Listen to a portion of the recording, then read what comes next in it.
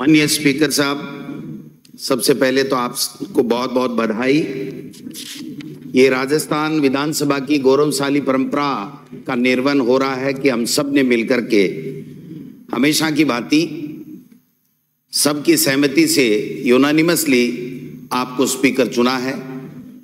Speaker का राजस्थान की विधानसभा में बहुत बड़ा रोल होता है, क्योंकि सत्ता पक्ष हो चाहे विपक्ष हो, वो स्पीकर के कंट्रोल में रहता है।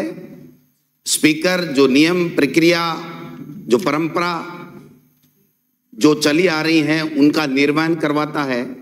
और विशेष रूप से सत्ता पक्ष से भी ज्यादा मैं समझता हूं कि स्पीकर हमेशा विपक्ष के प्रति बहुत लिबरल रहता है, क्योंकि विपक्ष के पास में केवल एक हथियार होता है कि वो सरकार की जो भी योजनाएं हैं उसमें कोई सुझाव देना हो, या उसमें कोई कमी खामी हो, या अपने अधिकारों की कहीं कोई अवहेलना हो रही है, कहीं कोई दिक्कत आ रही है, कोई बात रखना चाहता है, तो वो माननीय स्पीकर साहब उनको संरक्षण प्रदान करते हैं।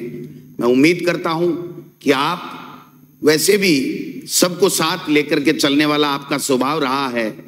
हमने देखा है, आप शिक्षा मंत्री के रूप में भी जब थे तो आपके पास जो भी जाता था तो आप सबको सम्मान देते थे। मैं समझता हूं कि पहले तो हम सोच रहे थे, क्योंकि आपके दल में ये तय कर रखा था कि इस उम्र से ऊपर ये नहीं हो सकता, ये नहीं हो सकता, तो हमने सोच लिया था आप अंडमान निकोबार के राज्यपाल बनेंगे। लेकिन हमारा सौभाग्य है कि आप यहाँ विधानसभा में भी आए और आप राजस्थान के स्पीकर विधानसभा के बने। मैं इतना ही निवेदन करना चाहूंगा, माननीय स्पीकर साहब, आपके ऊपर कोई भी दबाव आए, चाहे दिल्ली से आए चाहे किसी भवन से आए, आप निष्पक्ष रहेंगे, ये मैं आपसे, पूरा विपक्ष जो है आपसे उम्मीद करता है।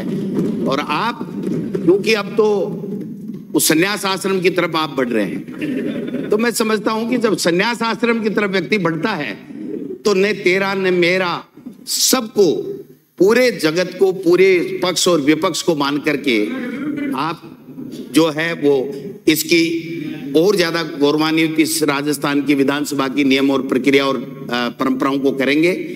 हाँ, ये बात जरूर है, हमें भी थोड़ी खली कि आपका जो मुहूर्त था उसको माननीय मुख्यमंत्री जी के दिल्ली के आने में देर होने की वजह से ये जो थोड़ा सा टूटा है, परंपराएं थोड़ी सी टूटी हैं, ये आगे नहीं टूटे। महामहिम राज्यपाल ही विधानसभा का प्रथम सत्र बुलाता है, वो खुद यहाँ पर अभिभाषण देता है।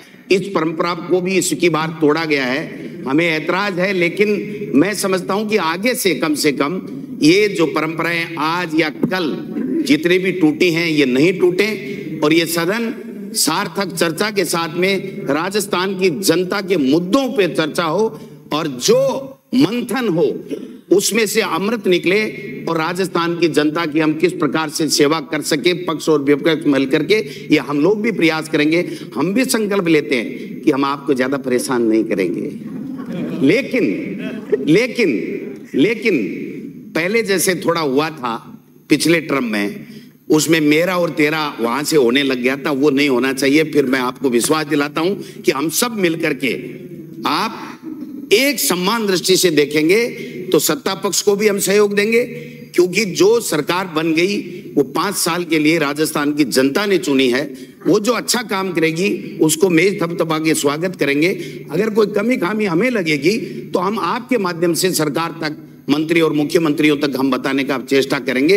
इसलिए आप जैसा वरिष्ठ विद्वान, और क्या क्या कितने अलंकार जितने संस्कृत में, व्याकरण में हैं, वो सब मैं आपको समर्पित करता हूं कि आप बने हैं तो हम सब सुरक्षित हैं, प्रतिपक्ष अपनी बात आराम से रख पाएगा। इन्हीं आशा और अपेक्षा के साथ में आपको पुनः बहुत बहुत बधाई, बहुत बहुत शुभकामनाएं। धन्यवाद। धन्यवाद। माननीय श्रीमती वसंत